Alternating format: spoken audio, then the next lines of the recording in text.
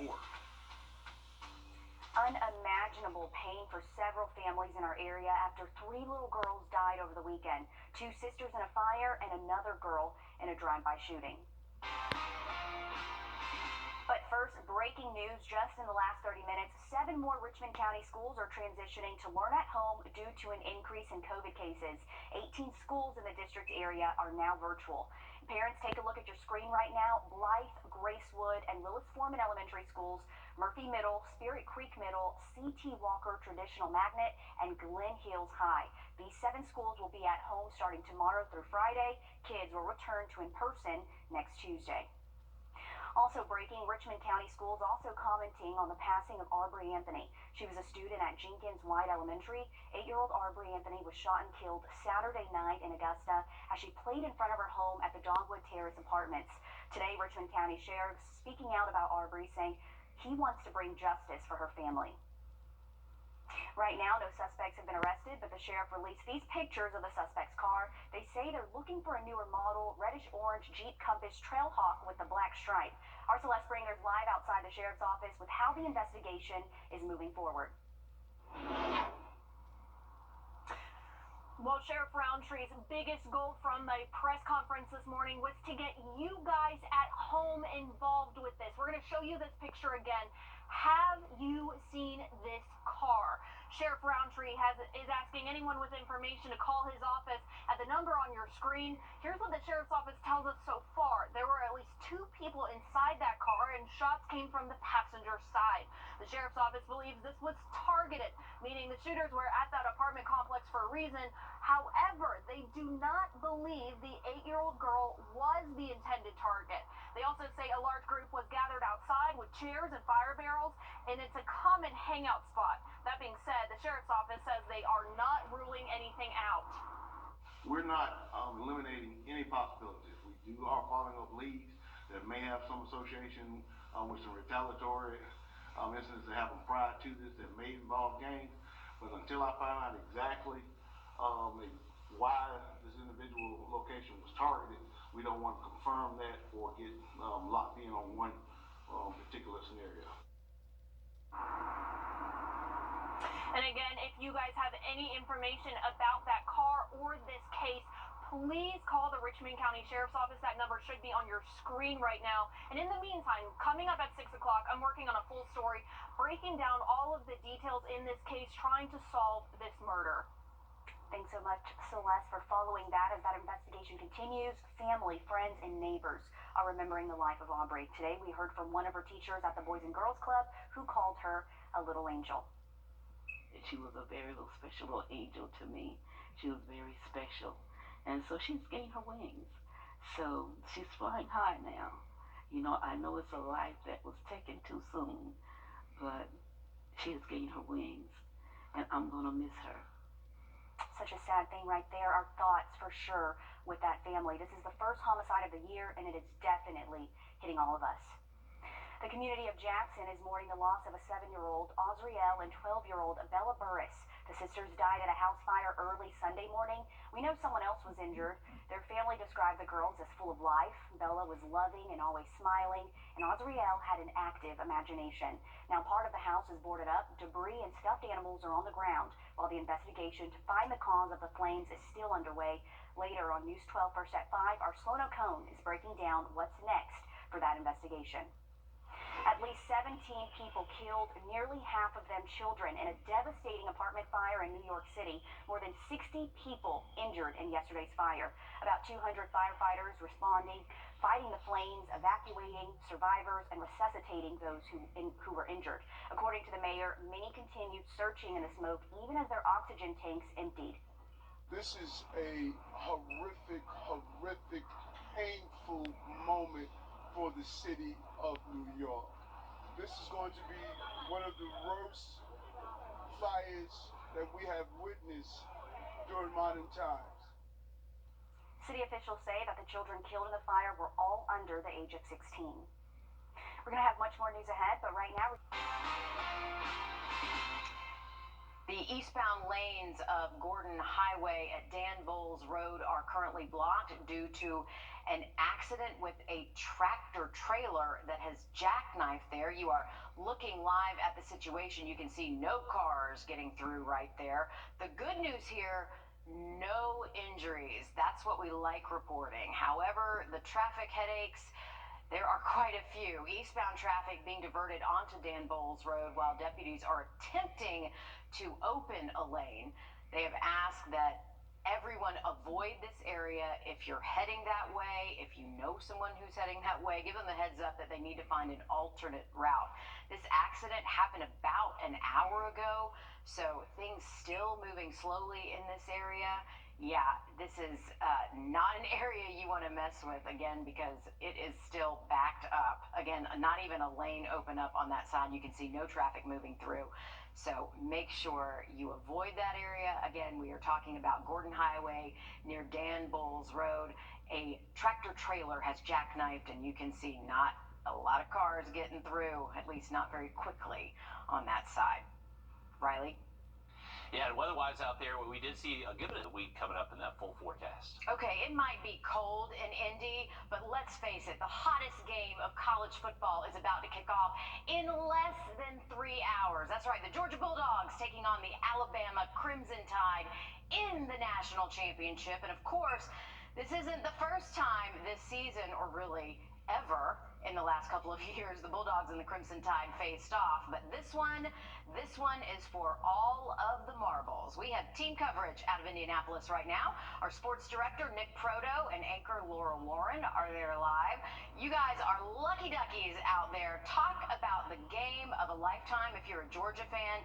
Nick, I know you're a Gamecock, but Laura Warren, how is it right there, right now, with all of the energy going into this game tonight?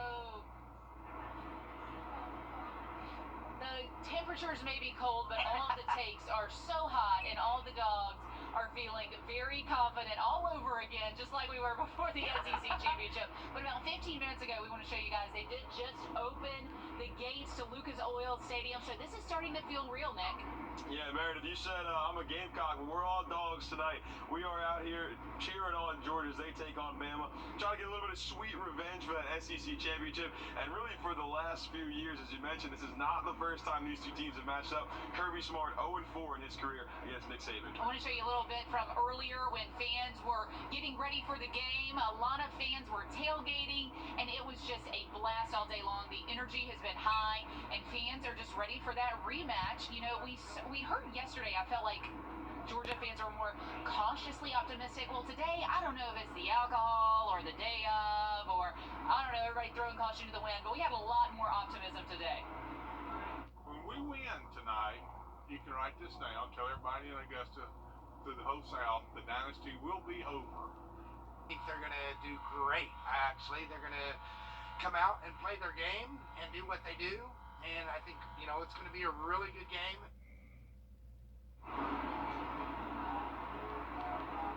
The truth of the matter is, nobody knows what's going to happen until these two teams, these dominant teams, line up and match up right inside that stadium in about 3 hours. And putting up guarantees like that is always dangerous when you're playing Alabama, when you're going against Nick Saban. Given the history with these dog fans are confident that there's any team that can do it, this is the one. But like you said, put all that talk to bed in the next 3 hours. We're going to settle this one on the field at Lucas Oil Stadium. We'll be here later throughout the show, but Meredith will send it back to you for now. But Laura, I saw that the Spike Squad from UGA made it here into Indianapolis, so that, I gotta say, is some good news for the dogs. Yes. All right, we cannot wait to It gave me hear. hope. 26 of them traveled, and they did it through Venmo. I love it so much. And Nick Chubb giving some of that money. Oh, it's just Gonna be all good. the feels all the way around. Looking forward to checking back in with y'all a little later tonight. If Georgia wins tonight, which of course we are certainly hoping for, select Academy Sports and Outdoors locations in Georgia will immediately reopen to sell Bulldog National Championship merch. So yeah, really late tonight, they will open up. This will be at the Evans location off of Washington Road. They will be selling Nike locker room t-shirts and hats along with additional national championship gear. Yeah, they haven't opened the boxes yet, so no one knows what they look like. That will happen tonight if Georgia wins. If. Right? All right. Local businesses are also getting ready ahead of tonight's game. A sneak peek inside Top Dog Tavern, where they'll be holding a watch party. You can see the projector screen already down in front. They've got it in the dining area. They say their arcade room in the back will be available for kids who do not want to sit around and watch the big game. Yeah, I know. There are kids who don't want to watch the game. When they grow up, though, they will.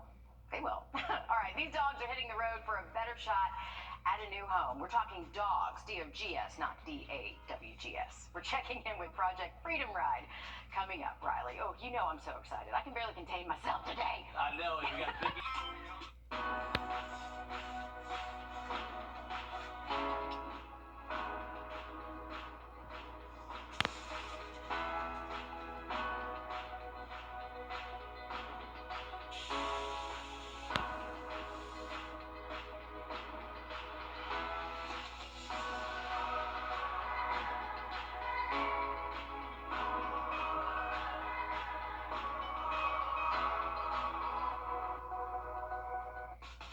Dixon's Roofing. Weekend plans. Next area of low pressure tracking through the region Saturday through Sunday.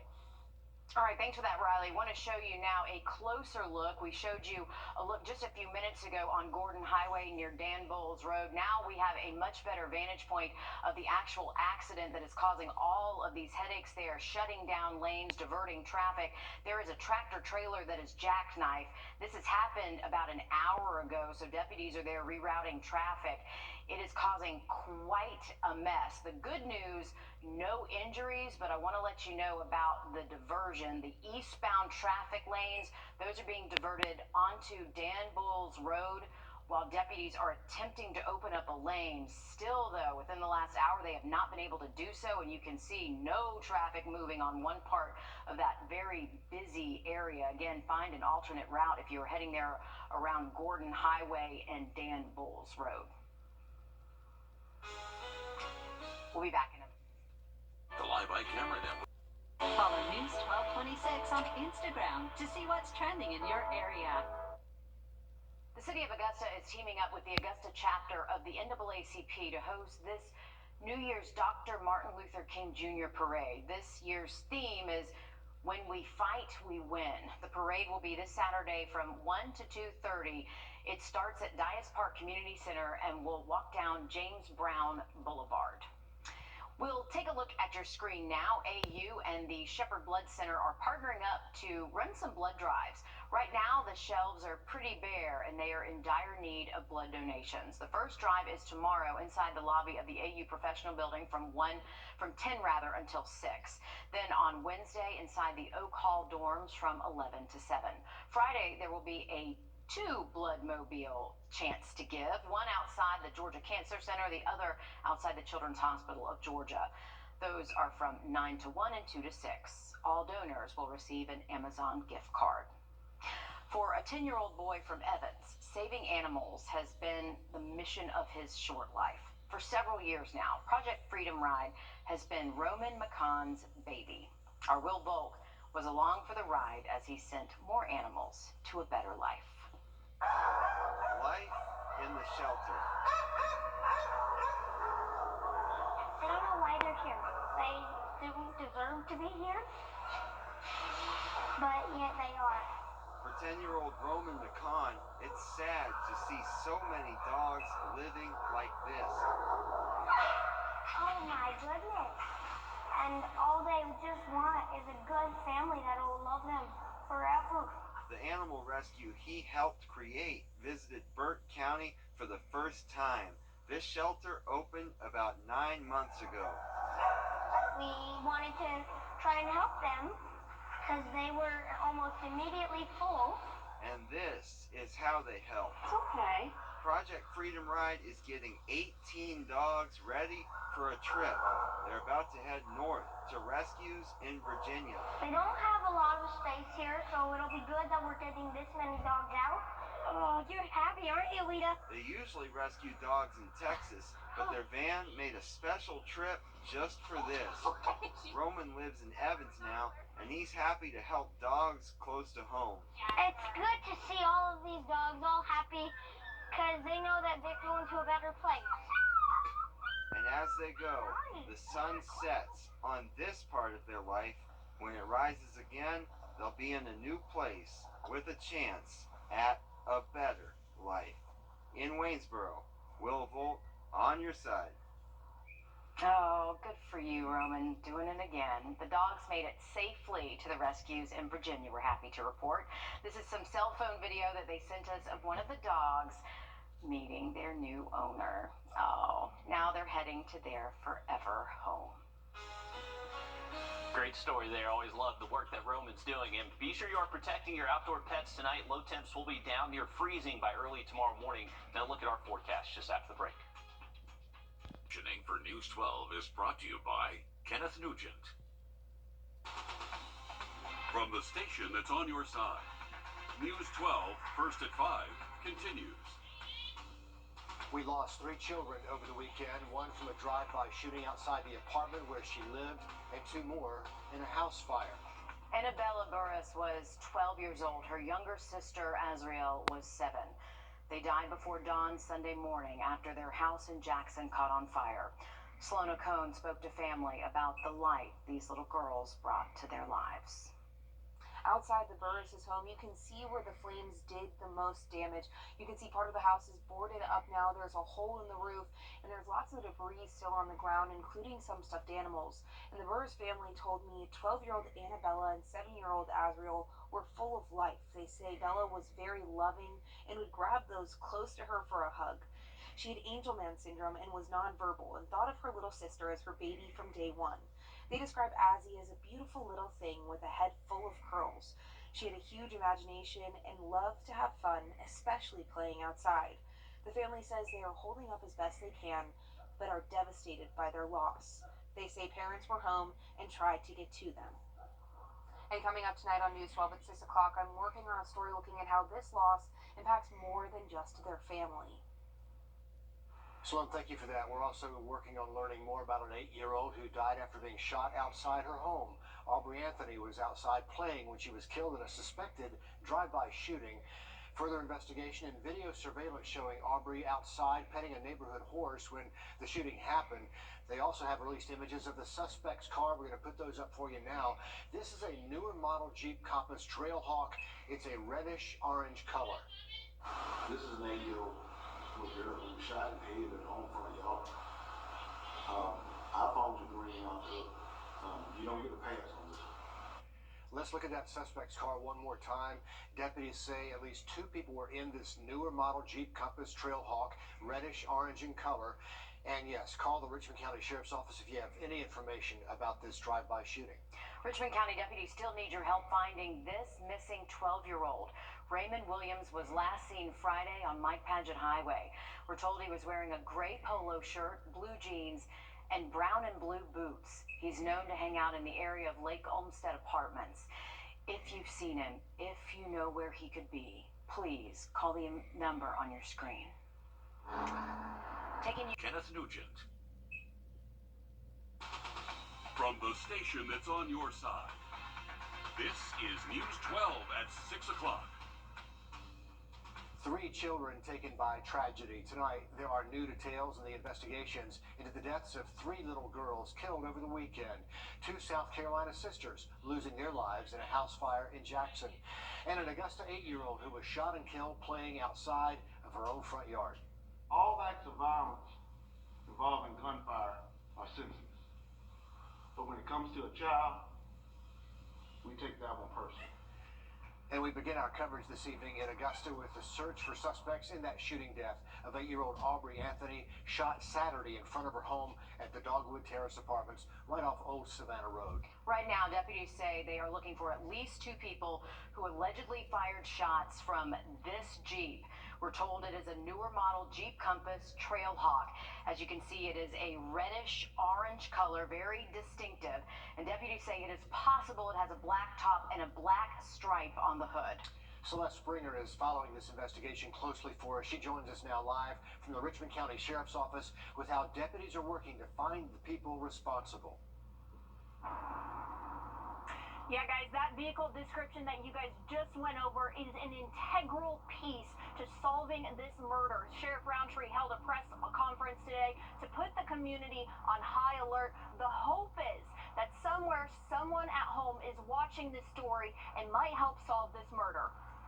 This is an 8-year-old little girl who was shot in the head in her own front yard. Our phones are ringing off the hook.